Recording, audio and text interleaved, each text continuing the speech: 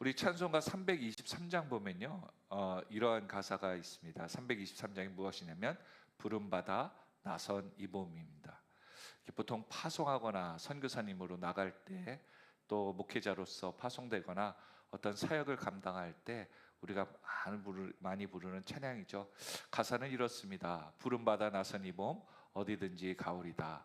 괴로우나 즐거우나 주만 따라 가오리니 어느 누가 막으리까 죽음인들 막으리까. 2절 보면 아골골짝 빈들에도 복음 들고 가오리다. 소돔 같은 거리에도 사랑 안고 찾아가서 종의 몸에 지닌 것도 아낌없이 드리리다. 3절은요, 존귀 영광 모든 권세 주님 홀로 받으소서. 멸시천대 십자가는 제가 지고 가오리다. 이름 없이 빛도 없이 감사하며 섬기리다. 이름 없이 빛도 없이 감사하며 섬기리다. 이 찬양을 가사를 여러분 보시면은 오늘 성경에 나오는 바르실레의 모습과 같다는 걸 알 수 있죠. 마지막에 있는 것처럼 바르실레는 이름 없이 빛도 없이 감사하며 섬겼던 그러한 사람입니다. 다윗의 역사에는, 또한 인간의 역사에는 바르실레가 기록되어 있을까요? 아마 역사서에는 장군, 왕, 그리고 위대한 업적을 이루었던 사람만이 기록될 것입니다. 오늘 바르실레는요, 그냥 왕이 도피하는 가운데 그에게 먹을거리와 또한 입을 것, 이 필요한 것들을 공개하며 왕의 옆에서 시중 들던 한 큰 거부였던 것입니다.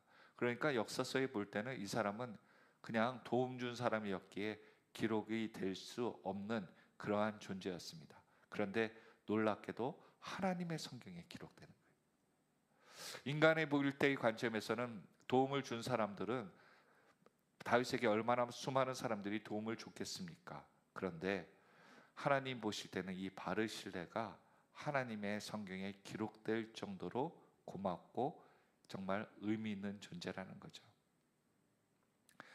다윗이 왕을 통치하는 가운데 제일 중요한 것은 무엇이겠습니까? 여러분, 누구를 믿을 것인가, 누구를 믿지 말아야 될 것인가입니다. 누가 내 편이냐, 누가 적이냐를 구분하며 이 왕을 통치하는 가운데 핵심 문제이며 핵심 포인트일 것입니다.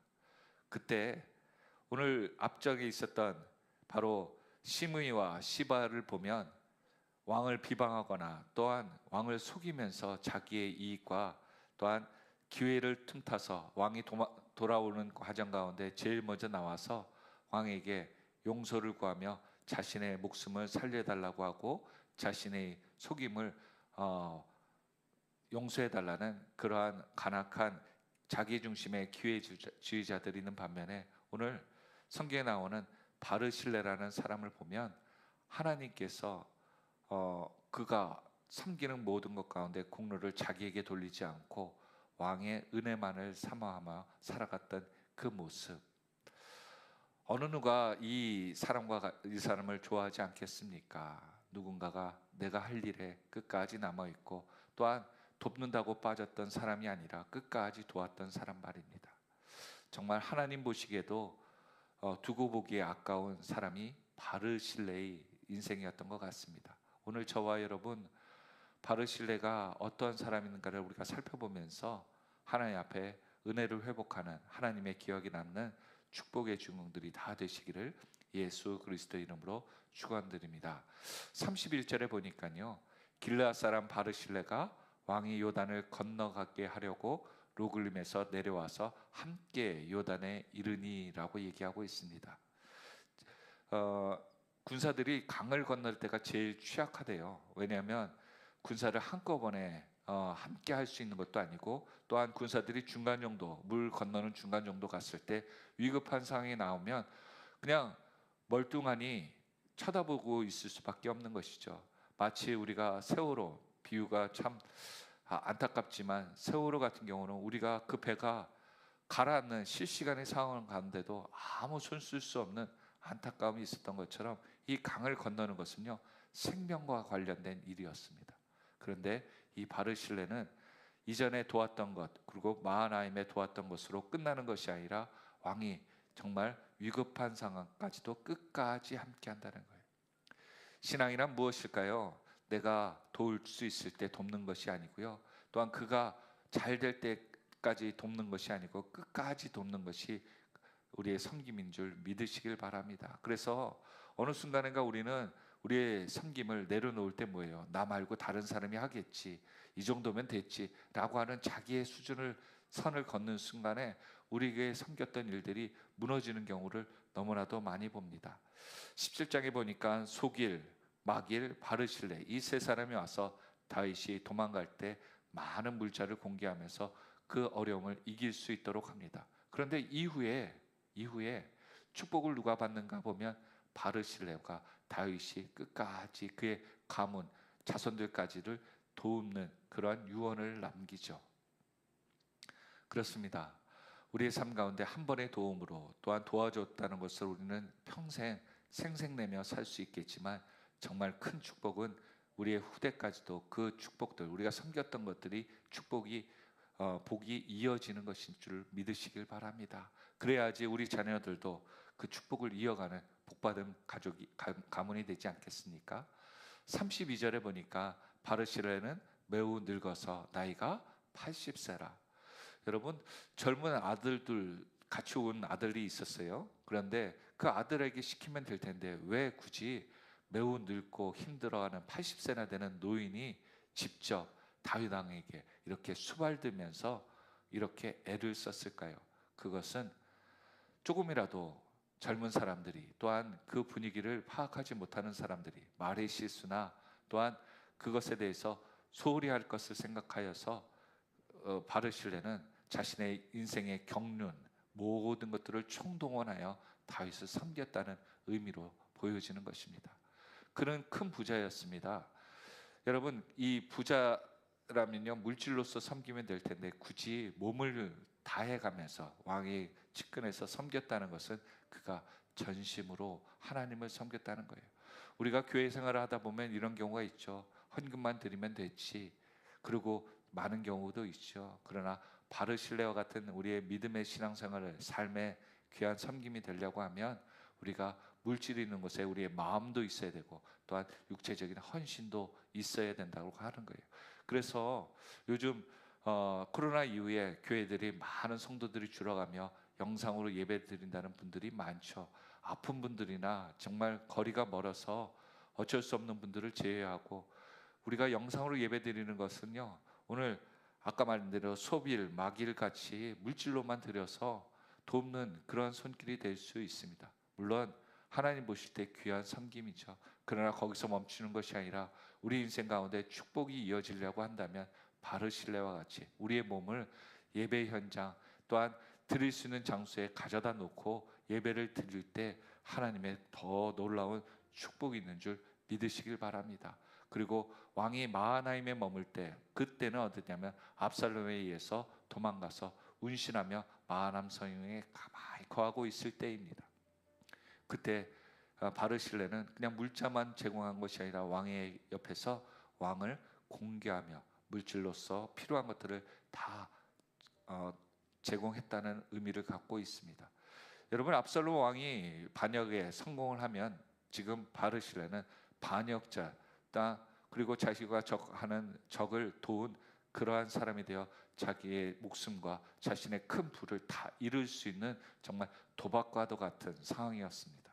그런데 바르실레는 왜 다윗 왕을 섬기게 됐다고 우리 저번에 말씀드렸습니까? 그가 길르앗에서 여러 민족에 의해서 어려움을 당하고 있을 때 다윗의 그 적들을 다 무찌르고 안정되게 살 수 있도록 한 것에 감사해서 길르앗의 사람의 또한 사업을 하는 사람으로서 그가 은혜를 갚고자 이렇게 최선을 다했던 모습이라고 설명드린 적이 있습니다.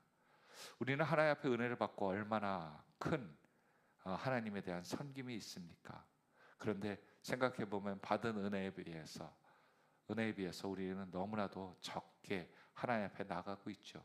아니면 하나님께 받은 게 있어요. 그런데도 우리는 뭘 합니까?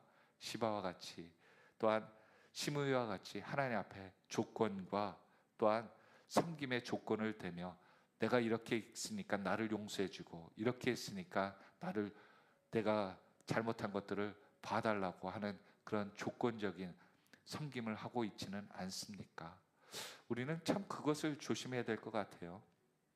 내가 하나님을 섬기는데 조건을 달고 있는지, 아니면 이렇게 자신의 생명까지 바쳐가며 왕에게 섬길 수 있도록 우리는 끝까지 희생을 하고 있는지 말입니다. 33절에 보니까 왕이 바르실레에게 뭐라고 얘기합니까? 너는 나와 함께 건너가자. 예루살렘에서 내가 너를 공개하리라. 그러니까 왕이 공개한다는 건 뭐예요? 네가 하고자 하는 모든 뒷배를 내가 대주겠다는 거예요. 모든 것을 내 이름만 대면 다 통하는 예루살렘, 이스라엘, 아니 이방인 땅에도요, 나라에도 무슨 사업을 하든 간에 다윗 왕이 허락했어요. 그러면 다 통과되는 것처럼 도와주겠다라고 약속하죠. 그래서 함께 가자라고 권면하고 있습니다. 왜냐하면 정말 다윗에게는 믿을 사람이 필요했고, 또한 전쟁 이후에 필요한 것이 나라가 무엇입니까? 여러분, 지금 우크라이나라든지 또 지금 각국의 전쟁이 있는 곳에 전쟁이 끝난 다음에 필요한 게 뭐예요? 그렇죠. 많은 물자가 투입되어서 복구하는 게 목적 아니겠습니까? 또한 희생당한 사람들을 위로하고요. 지금 전쟁이 나서 수많은 사람들이 죽었어요. 그러면 그들에게 뭔가를 보상하고, 또한 전쟁 때문에 많은 사람들이 피해를 입은 것들을 배상해야 되지 않겠습니까? 그러면 물질이 많이 쓰이는데, 지금 다윗에게 왕국에 복구해 가지고 그 재정을 다 돌릴 수 있는 여력이 과연 있겠습니까? 쉽지 않았을 것입니다. 또한 그 돈을 모으기 위해서 많은 신하들에게 세금을 내라고 할 때는 더 분위기가 안 좋아지겠죠. 그러니까 지금 재정적으로 많은 도움을 받을 수 있는 바르실레가 다윗에게는 큰 필요가 됐던 것입니다. 그래서 함께 건너가자라고 다윗이 권면했기도 했지요. 그런데 바르실레는 이 좋은 기회 때 무엇이라고 얘기합니까? 34절 같이 읽겠습니다. 시작. 왕께 아뢰되 내 생명의 날이 얼마나 있겠사옵기에 어찌 왕과 함께 예루살렘으로 올라가리이까. 자신이 80세인 것을 왕에게 다시 한번 이야기합니다. 그리고 자신이 늙고 힘이 없다는 것을 얘기하죠.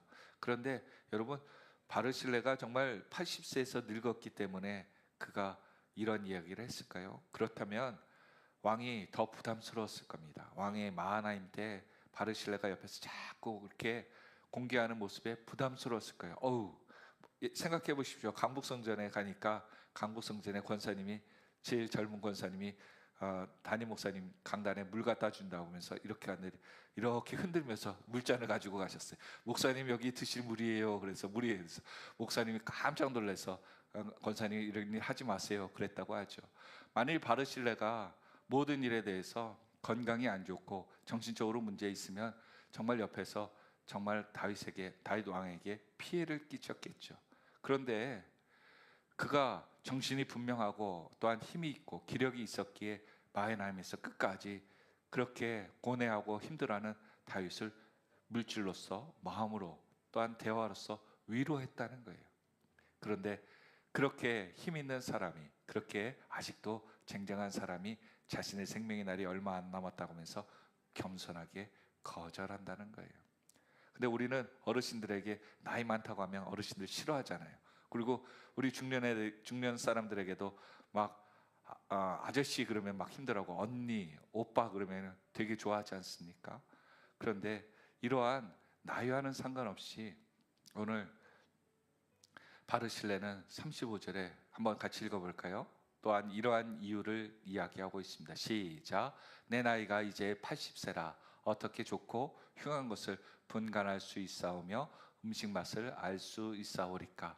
이 종이 어떻게 다시 노래하는 남자나 여인의 소리를 알아들을 수 있사오리까. 어찌하여 종이 내 주 왕께 아직도 누를 끼치리까. 여러분, 바르실레는 거절했어요. 왕과 함께하는 게 자신의 건강의 문제, 지금 상황의 문제가 이렇다라고 얘기하고 있습니다. 그런데 여러분, 이 지혜로운 대답에, 말에, 변명의 이야기에 우리는 다윗 왕이 앞으로 왕권을 이끌어 가는데 필요한 것이 무엇인지를 알고 있는 거예요. 지금 35절에 있는 이야기는요, 자기 중심, 자기의 건강, 자기를 생각하는 사람들이 보통 생각하는 것들이에요. 그렇죠? 좋고 흥한 것 분간해 갖고, 야, 다윗에게 붙으면, 압살롬에게 붙으면 어느 쪽이 더 좋을 거야, 따지는 거예요. 그렇죠? 그리고 좋은 거 먹을 것, 입을 것, 좋은 것을 하는 식탐, 그리고 노래하는 것, 자신의 감각적인 거, 흥취, 술 마시면, 그렇죠? 이런 파티나 이런 모든 것들에 대해서 누리는 것들이 자신의 나이에는 안 맞다는 거예요. 결국 그는 이러한 것들을 분간할 수 없는 나이 이야기를 하고 있지만, 다윗은 이 이야기를 들을 때 이 모든 것들을 헛되게 본 겁니다. 그리고 이것을 원했던 사람들, 즉 시므이와 시바 같은 인생들은 이런 것들이 다 자신에게 필요해서 물질이 필요한 건 아니겠습니까? 그런데 오늘 바르실레는 이 모든 것들이 자신에게는 아무런 의미가 없다라고 얘기하면서 자신이 더 누릴 수 있는 왕이 주시는 그 은혜가 자신에게는 이제는 의미가 없는 나이입니다라고 거절하고 있죠. 그리고 단순하게 얘기합니다. 당신의 종은 왕을 모시고 무엇하기 위해서요? 요단을 건너려는 것뿐이거늘. 아까 말씀드렸잖아요. 요단강을 건너는 것은 정말 위험한 일이기에 그 위험 때 내가 함께 동행하기를 원한다 라고 얘기하는 거예요. 여러분, 정말 친구는 무엇입니까? 잘 나갈 때 함께 있는 게 진짜 친구가 아니라, 내가 어려울 때, 내가 힘들어할 때, 내가 손해볼 때, 내가 욕먹고 있을 때, 그곳에서 세상 사람들은 나한테 다 손가락질할 때에도, 포기할 때도 함께 있을 때 그 사람이 진정 친구이죠. 오늘 바르실레는요, 사람들이 다 비방하고 포기하고 속이려고 할 때 바르실레는 포기하지 않고 비방하지 않고 또한 이용하지 않고 다윗의 곁에 묵묵히 남아 있습니다. 여러분, 어려울 때 도움 주는 사람을 우리는 보통 뭐라고 그래요? 천사 같다고 그러지 않아요? 그렇죠. 천사는 우리에게 도움 주고 끝나는 것이 아니라 성령께서 우리에게 평생 함께 하시면서 우리에게 갈 길을 가르쳐 주시는 것처럼, 어쩌면 바르실레는 이 어려울 때 돕는 하나님의 천사와 같은 모습으로 다윗에게 비춰졌던 것 같습니다.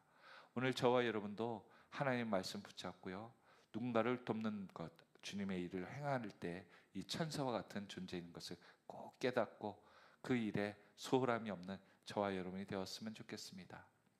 그리고 그는 다윗에게 한 가지 부탁을 합니다. 뭐예요? 나를 돌려보내 주십시오. 고향이 있는 곳에, 그 믿음에 있는 곳으로 돌려보내 주십시오. 즉 왕궁에 거하는 것보다, 그렇죠, 바르실레가 당장 죽을 것도 아닌데 가면 1년이라도 몇 년이라도 10년이라도 더 그는 장수할 수 있고 그의 쾌락과 권세를 누릴 수 있을 거예요. 지방에 가서 자기가 살고 있는 곳 가서 장사하는 것보다 왕궁에서, 다윗 왕궁 옆에서 나라의 모든 재물을 관리하는 일에 함께 한다면 그보다 더 큰 권세와 명예가 어디 있겠습니까? 그런데 그는 그것이 아니라, 이제 내가 죽을 때가 되어 내 고향으로 돌아가겠다라고 하며 자신이 왕을 요단강 건너는 그것을 마지막 인생의 사명으로 여깁니다. 어쩌면 하나님께서 바르실레에게 큰 부를 주신 이유가 뭘까요? 이때를 위함이 아닐까요? 다윗 왕이 어려울 때 돕도록 하기 위해서요. 그래서 바르실레는 그것을 깨달았던 것 같습니다. 근데 우리는 보통 하나님이 부유를 주시면 그 하나님이 도와야 될, 하나님이 필요할 때 우리가 선뜻 나서지 못해요. 왜요? 그 물질에 대한 그 안타까움 때문에 계산을 한단 말입니다. 그런데 오늘 계산하지 않은 바르실레, 그럴 때 하나님이 그의 자녀까지 책임져 주시더라고요. 그런데 바르실레는 참 더 지혜로웠던 것 같아요. 만일 왕이 명령할 때, 부탁할 때 정중히 거절해야 되는데 또 계속 거절만 하면 왕의 명예를 실추시킬 수 있다 하여서 그는 무엇을 또 부탁합니까? 그러나 왕의 종 김하므이 여기 있기에 있사오니 자기의 아들을 왕에게 함께 할 수 있도록, 동행할 수 있도록 그렇게 이야기합니다. 그가 내 조왕과 함께 건너가게 하시옵고 왕의 처분대로 그에게 베푸소서 하니라. 그는 그의 명예를 자신이 취하는 것이 아니라 그의 아들에게 넘겨주며 왕이 도울 수 있는 일을 하게 됩니다. 여러분, 잘못 생각하면 바르실레이 그 모든 것들을, 명예를 아들이 이어가도록 대를 잇도록 이렇게 심어 놓는 것이다 생각할 수도 있겠죠. 그러나 바르실레는 그렇게 굳이 할 필요도 없던 사람이었습니다. 그래서 왕이 혹시 그의 명령에 마음이 상할까 하여서 그렇게 배려하고, 또한 혹시 왕이 예루살렘에 돌아갔을 때 필요한 것들이 있을 때 언제든지 전달하는 그런 대화의 통로로서 그의 아들 다윗 왕에게 맡겨두게 됩니다. 38절 같이 한번 읽어보겠습니다. 시작. 왕이 대답하되 기맘이 나와 함께 건너가리니 나는 내가 좋아하는 대로 그에게 베풀겠고 또 내가 내게 구하는 것을 다 너를 위하여 시행하리라 하니라. 하나님의 축복이 이러한 축복으로 함께하기를 예수 그리스도의 이름으로 축원드립니다. 그렇습니다. 기맘을 볼 때 누가 생각난 거예요? 바르실레가 다윗 왕은 보이는 겁니다. 그래서 아들 기맘이 원하는 것들은 아버지가 원하는데요 라고 하면 다 들어주는 거예요. 그런데 기맘도 이렇게 자신이 원하는 것들을 마음대로 다윗 왕에게 이야기했을까요? 쉽게 얘기하지 못했을까요? 분명히 아버지에게 한 번 더 물어보고 어떤 것을 말씀을 드려야 됩니까? 라고 하는 그러한 기묘한 채널이 되었을 것이죠. 오늘 하나님께서 우리를 세운 이유가 뭐예요? 바로 세상과 소통하기 위해서 세상에서 우리를 구원하셨습니다. 그러니까 기맘이 여기 아버지 바르실레를 무시하고 자기 마음대로 했다면 다윗에게는 큰 골칫덩어리가 되었을 것입니다. 그러나 놀라운 사실은 그가 잘 그 섬김을 했다는 것이죠. 39절 백성이 다 요단을 건너고 또한 왕도 건너갑니다. 백성의 안위를 잘 살핀 후에 왕이 건너간 후에 어떻게 합니까? 바르실레에게 축복해. 이 이스라엘 사람들 보통 인사죠. 서로 입을 맞추고 그에게 복을 빌러 샬롬의 축복을 합니다. 그 다음에 우리 오늘 설교의 제목처럼 그가 어디로 갔다고요? 자기의 곳으로 돌아가니라. 믿음 생활하면서 우리는 항상 우리가 하나님 앞에 은혜를 받거나 교회에서의 그러한 일들을 잘 은혜를 입으면 자꾸 자기 목이 뻣뻣해지고 교회에서의 발언권이 세지며 자신이 뜻대로 해야 된다라고 고집 피우는 경우가 많지요. 아마 인생의 경험자 바르실레는 나에게 더 많은 권위와 권력이 붙으면 내가 중심을 하나님 앞에서 다윗 왕 앞에서 잃어버릴 것 같다 하여서 그 자리를 피하는 지혜로움이 있었던 것 같습니다. 오늘 저와 여러분에게도 하나님을 섬긴다는 것은요, 조건을 달고 우리에게 섬기는 것이 아님을 다시 한번 기억했으면 좋겠습니다. 그 옆에 있었던 기맘은 아버지의 공로 때문에 자신은 이제 왕의 필요를 채우는 사람이 되었습니다. 그때 다윗은 아들 솔로몬에게 열왕기상 2장 7절에 이러한 유언을 남기죠. 같이 읽어볼까요? 시작. 마땅히 길앗 바르실레의 아들들에게 은총을 베풀어 그들이 내 상에서 먹는 자 중에 참여하게 하라. 내가 내 형 압살롬의 낯을 피하여 도망할 때 그들이 내게 나왔느니라. 여러분, 길앗 바르실레만이 아니라 아들 한 사람 기만만이 아니라 아들들까지 그 가문을 다윗이 왕의 상, 왕과 함께하는 그 중요한 자리에서 왕자들과 함께 식사할 수 있도록 그 축복을 베풀어 줍니다. 얼마나 명예스러운 자리입니까? 여러분, 그 왕의 측근에 있다는 게 비서라는 그 자리가 나라에서도 굉장히 중요한 자리 아닙니까? 왜냐하면 왕이 리더자가 그 비서의 이야기를 통해서 모든 행정을 결정하는 기준을 세우는 경우가 많기 때문이죠. 그러니까 왕의 상에서 함께 먹는다는 건 뭐예요? 발언이 그곳에서 이러이러했다라고 얘기하면 그들 말을 먼저 듣는다는 겁니다. 그만큼 중요한 자리를 다윗은 바르실레의 아들들 그 가문에게 주어지게 되죠. 아까 말씀드린 대로 소비, 마길, 바르실레 이 세 사람의 도움이 있었지만 끝까지 도왔던 바르실레만이 그의 유언 가운데 그의 가문이 왕의 식탁에 함께할 수 있는 자리가 되더라고요. 오늘 저와 여러분의 삶 가운데도 끝까지 충성하는 그 믿음이 있기를 바랍니다. 하고 이 정도 했지의 수준이 아닙니다. 끝까지 할 때 하나님께서 함께하는 것 같아요. 이후에 예레미야서 41장 17절에 이러한 말씀이 나오더라고요. 애굽으로 가려고 떠나 베들레헴 근처에 있는 게롯 기맘에 머물렀으니, 이 베들레헴 근처에 있는 토지가 바로 게롯 기맘이란 이름으로 이 기맘에게 속한 땅이 되더라고요. 즉 일설의 신학 역사학자들은 다윗 왕이 이 땅을 주지 않았는가, 기맘에게 잘 섬기는 에게 왕에게 왕궁에서 가까운 곳에서 거주할 수 있도록 하기 위해서 그쪽의 땅을 수여하지 않았는가, 그렇게 해석을 하더라고요. 그래서 이후에 신약 시대에 베들레헴에 마리아와 요셉이 머문 여관이 바로 이 게롯 기맘에 있었다고 합니다. 뭐 우연일지 아닐지 아니면 역사적인 어떤 그런 전설일지는 모르겠지만 이렇게 이곳이 메시아를 낳는 그러한 장소가 되었던 이유가 뭘까요? 그렇습니다.